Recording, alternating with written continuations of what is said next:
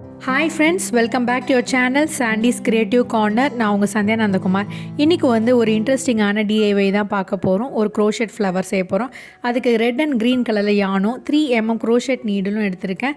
ஒரு சிசர்ஸ் எடுத்திருக்கேன் ஃப்ரெண்ட்ஸ். இப்போ ஒரு மேஜிக் ரிங் பண்ணிக்கலாம். ஃபிங்கரில் இப்படி ரொட்டேட் பண்ணிக்கோங்க. அதுக்கப்புறம் ஒரு ஸ்லிப் ஸ்டிச் பண்ணிவிடுங்க ஃப்ரெண்ட்ஸ். இப்படி ஸ்லிப் ஸ்டிச் பண்ணதுக்கப்புறம் ஒரு செயின் 1 பண்ணிவிடுங்க.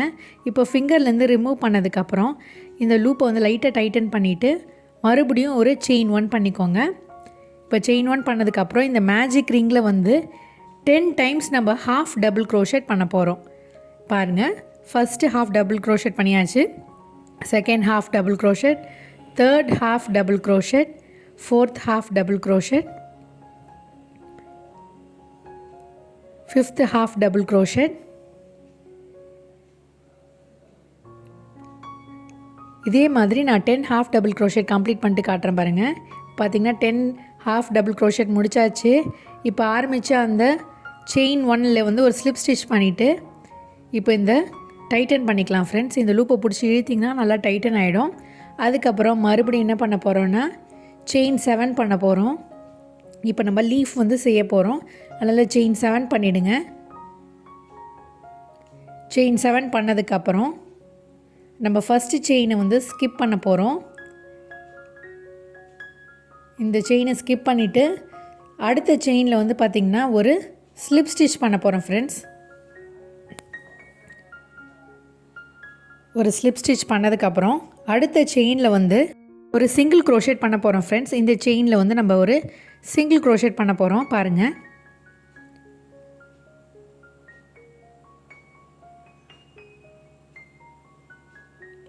ஒரு சிங்கிள் க்ரோஷெட் நம்ம பண்ணதுக்கப்புறம் அடுத்த செயினில் பார்த்திங்கன்னா ஒரு ஹாஃப் டபுள் க்ரோஷெட் நம்ம பண்ண போகிறோம்.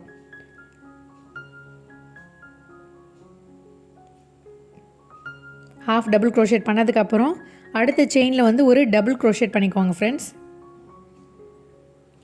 இப்போ மறுபடியும் ஒரு ஹாஃப் டபுள் க்ரோஷெட் பண்ணுங்கள் அடுத்த செயினில். அதுக்கப்புறம் ஒரு சிங்கிள் க்ரோஷெட். அதுக்கப்புறம் நம்ம இந்த ரிங்கில் ஹாஃப் டபுள் க்ரோஷெட் தானே பண்ணியிருக்கோம். அதனால் அந்த ஃபஸ்ட்டு ஹாஃப் டபுள் க்ரோஷெட்டை ஸ்கிப் பண்ணிட்டு செகண்ட் ஹாஃப் டபுள் க்ரோஷெட்டில் ஒரு ஸ்லிப் ஸ்டிச் பண்ணிவிட்டு இந்த லீஃபை கம்ப்ளீட் பண்ணிடலாம்.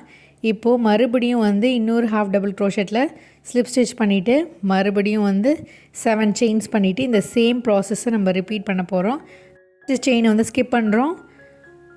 அடுத்த செயினில் ஒரு ஸ்லிப் ஸ்டிச் பண்ண போகிறோம்.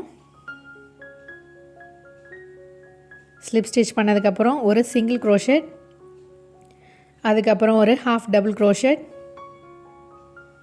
ஒரு டபுள் க்ரோஷெட் நெக்ஸ்ட்டு செயினில்,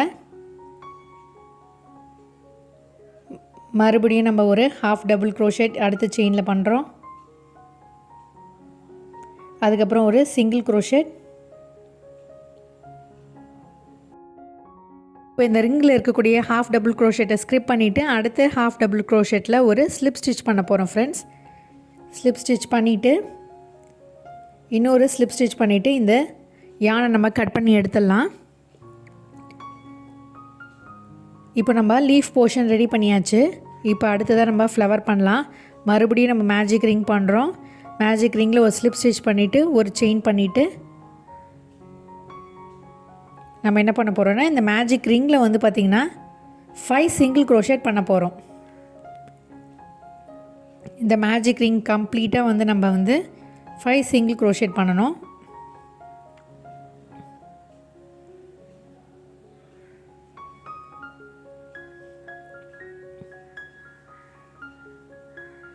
ஃபைவ் சிங்கிள் க்ரோஷெட் கம்ப்ளீட் பண்ணதுக்கப்புறம் இந்த லூப் அப்படியே லைட்டாக டைட்டன் பண்ணிவிட்டு நம்ம ஃபஸ்ட்டு செயினில் ஒரு ஸ்லிப் ஸ்டிச் பண்ண வேண்டியதான் ஃப்ரெண்ட்ஸ். இன்சர்ட் பண்ணிவிட்டு இப்படி ஸ்லிப் ஸ்டிச் பண்ணிவிடுங்க.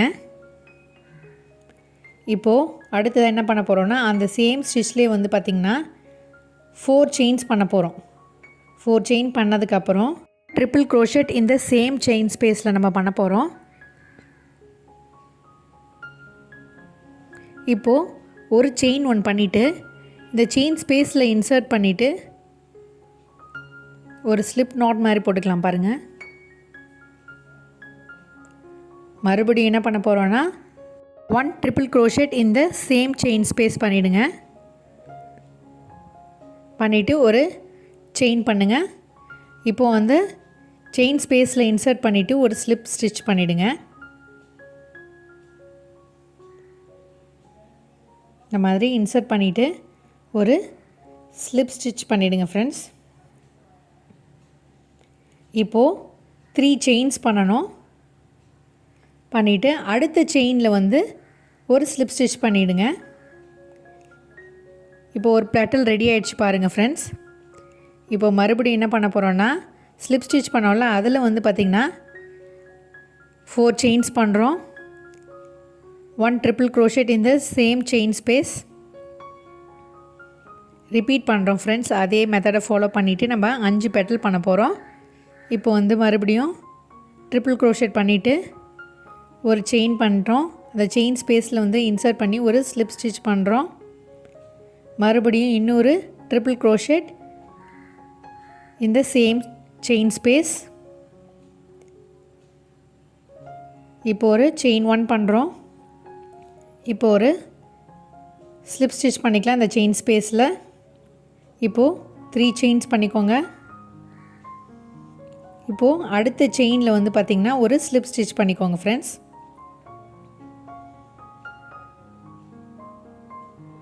இப்போ இதே மெத்தடை ஃபாலோ பண்ணி நம்ம 5 பெட்டலை வந்து ரெடி பண்ண போகிறோம். பாருங்கள், இதே மாதிரி நான் கம்ப்ளீட் பண்ணிவிட்டு உங்களுக்கு கடைசியாக எப்படி இருக்குன்னு காட்டுறேன் பாருங்கள். இப்போ நம்ம 5th பெட்டலில் வந்து பார்த்திங்கன்னா 3 செயின்ஸ் பண்ணியிருக்கோம். அந்த லாஸ்ட் செயினில் வந்து இன்சர்ட் பண்ணிவிட்டு ஒரு ஸ்லிப் ஸ்டிச் பண்ணி கம்ப்ளீட் பண்ணிட்டேன் பாருங்கள். மறுபடியும் ஒரு ஸ்லிப் ஸ்டிச் பண்ணிவிட்டு எக்ஸஸாக கொஞ்சம் த்ரெட் விட்டு கட் பண்ணி எடுத்துருங்க ஃப்ரெண்ட்ஸ். இப்போ பார்த்திங்கன்னா நம்மளுடைய ஃப்ளவர் வந்து ரெடி ஆகிடுச்சு. அடுத்ததாக இந்த லூப்பை வந்து நல்லா டைட்டன் பண்ணிக்கோங்க. 2 த்ரெட்டையும் சேர்த்து நம்ம வந்து நாட் போட்டுக்கலாம்.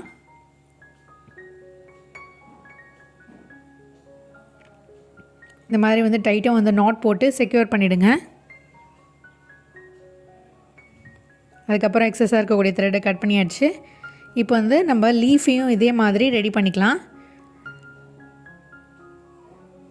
2 த்ரெட்டையும் வந்து இன்சர்ட் பண்ணிவிட்டு டைட்டாக வந்து நாட் போட்டு டைட்டன் பண்ணிவிட்டு எக்ஸஸாக இருக்கக்கூடிய த்ரெட்டை கட் பண்ணி எடுத்துருங்க. இப்போ 2த்தையும் நம்ம அட்டாச் பண்ண வேண்டியதான் ஃப்ரெண்ட்ஸ். இப்போ இனிஷியலாக நான் கொஞ்சம் ஃபேப்ரிக் க்ளூ அப்ளை பண்ணிவிட்டு இந்த லீஃபையும் பெட்டலையும் வந்து ஃப்ளவரையும் வந்து நான் அட்டாச் பண்ணிக்கிறேன்.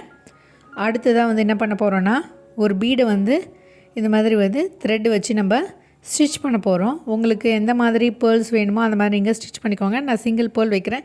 நீங்கள் 2-3 பேர்ல் வைக்கலாலும் சரி, இல்லை வந்து குந்தன் ஸ்டோன்ஸ்லாம் வைக்கிறதா இருந்தாலும் சரி, அது மாதிரி வச்சுட்டு இந்த மாதிரி ஹேர் பேண்டில் வந்து நீங்கள் ஸ்டிச் பண்ணி எடுத்துக்கோங்க ஃப்ரெண்ட்ஸ்.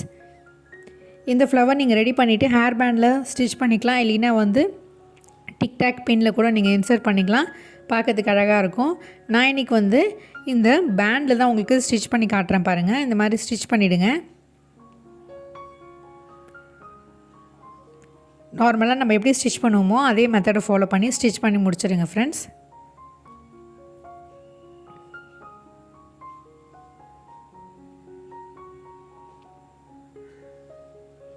ரெண்டு மூணு தடவை நாட் போட்டு செக்யூர் பண்ணிட்டு கட் பண்ணி எடுத்தாச்சு.